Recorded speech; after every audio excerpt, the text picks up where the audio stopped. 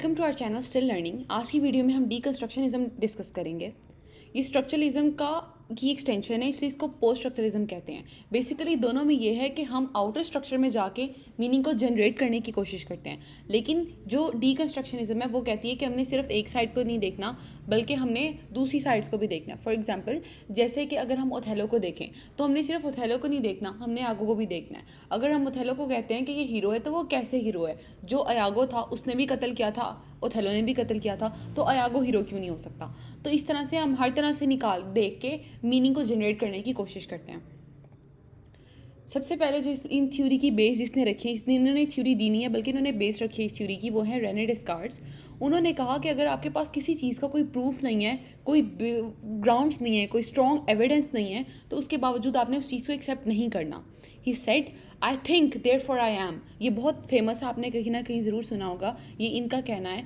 उन्होंने बस यही बात बार बार कही है कि आपने किसी भी चीज़ को ब्लाइंडली फॉलो नहीं करना, आपने रीजंस देखनी है। आप किसी चीज़ पे बिलीव रख रहे हो, रखो, लेकिन सबसे पहले उसकी रीजंस देखो कि आप जो बिलीव रख रहे हो वो ठीक है या नहीं। फिर आते हैं फ्रीडरिक नीत्शे। उन्होंने जो ऑब्जेक्टिव ट्रूथ है उसको क्वेश्चन करना शुरू कर दिया।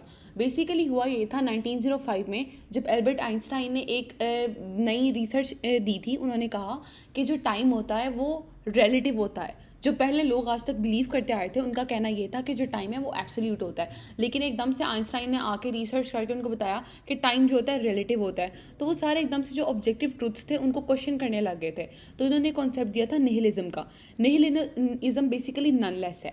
ये है कि आप सारी वैल्यूज़ बेसलेस है, कुछ भी कम्युनिकेट हो ही नहीं सकता क्योंकि आप बात को समझ ही नहीं सकते। अब सिस्फियन जो था ये एक बेसिकली ग्रीक माइथोलॉजी से है। ये एक किंग था और इसने डेथ को 2 बार बिट्रे किया था। तो जो ज्यूस था उसने इसको पनिशमेंट दी थी कि ये एक बड़ा सा स्टोन था, उसको पहाड़ के ऊपर वाली साइड पे रोल करता था। जब ये टॉप पे पहुंचने लगता था तो वो स्टोन दोबारा रोल होकर नीचे आ जाता था और ये दोबारा उसको करता रहता था। तो मतलब ये उसी से कॉन्सेप्ट है कि नलनेस से कुछ भी नहीं है, उसके काम का कोई फ़ायदा नहीं है। फिर आते हैं जैक्वेस डेरिडा। उन्होंने कहा, बेसिकली थ्योरी इन्होंने दी थी और इनका यही कहना था कि लिटरेरी टेक्स्ट में कोई मतलब होता ही नहीं है, आप कभी भी कंक्लूजन तक पहुंच ही नहीं सकते। आप जिस तरह से मर्जी, जो सी मर्जी थ्योरी लगा के जिस तरह से मर्जी उसका मीनिंग निकालने की कोशिश करो, आप कभी भी कंक्लूजन पे नहीं पहुंच पाओगे। तो जो बाइनरी ऑपोजिशंस है, ये दोनों, ये स्ट्रक्चरलिज्म और पोस्ट स्ट्रक्चरलिज्म यानी कि डीकंस्ट्रक्शनिज्म, इन दोनों में कॉमन है। दोनों में हम बाइनरी ऑपोजिशंस के साथ रख के स्टडी करने की कोशिश करते हैं। तो इन्होंने भी यही कहा कि अगर आप बाइनरी ऑपोजिशंस को भी रख लेते हैं तब भी कोई फ़ायदा नहीं है, आप कभी भी मीनिंग तक नहीं पहुंच पाते। फॉर एग्जाम्पल, अगर गुड और ईवल की बाइनरी ऑपोजिशन देखते हैं तो जो ओथेलो था उसको हम गुड में करते हैं और अयागो को ईवल में करते हैं। लेकिन कैसे? ओथेलो ने भी तो डेस्टिमोना को मारा था, तो फिर हमें तो उसको भी जो है वो ईवल में रखना चाहिए। तो इस तरह से ये बाइनरी ऑपोजिशन के साथ मीनिंग को निकालने की कोशिश करते हैं। फिर इन्होंने दी थ्योरी ऑफ डिफरेंस। इसमें 2 चीज़ें हैं, पहली टू डिफ़र और फिर दूसरी टू डिफ़र। डिफ़र का मतलब होता है पोस्टपोन कर देना, यानी कि आप मल्टीपल मीनिंग्स निकालते हो। सबसे पहले आप ओथेलो के पॉइंट ऑफ व्यू से पढ़ोगे, फिर आप यागो के पॉइंट ऑफ व्यू से पढ़ोगे, और इस तरह आपको मल्टीपल व्यूज़ मिल जाएंगे, मल्टीपल मीनिंग्स मिल जाएंगे। और जो डिफ़र है वो भी तकरीबन इससे मिलती जुलती चीज़ है, उसमें आप डिफरेंट चीज़ों में फोकस करके मीनिंग को जनरेट करने की कोशिश करते हो।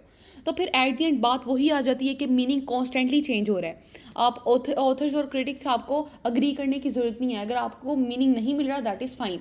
और बेसिकली इनका कहना ये है कि जो लैंग्वेज है वो अपोरिया है, वो पजलमेंट है, आप कभी भी मीनिंग तक नहीं पहुंच पाते।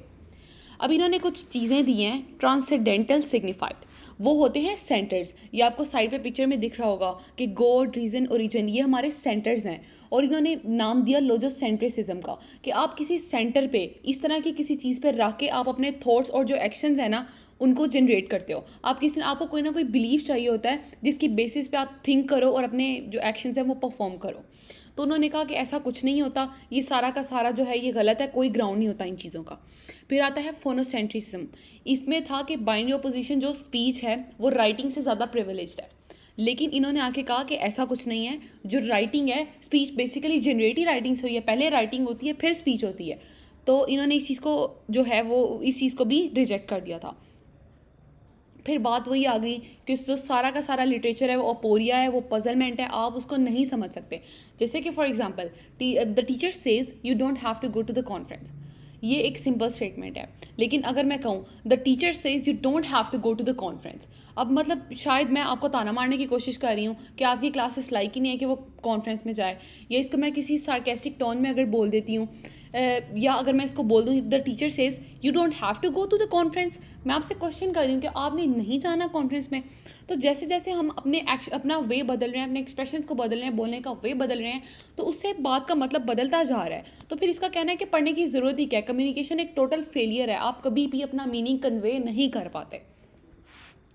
Thank you so much for watching the video. अगर आपको वीडियो पसंद आई है तो इसको लाइक करें और चैनल को सब्सक्राइब कीजिएगा।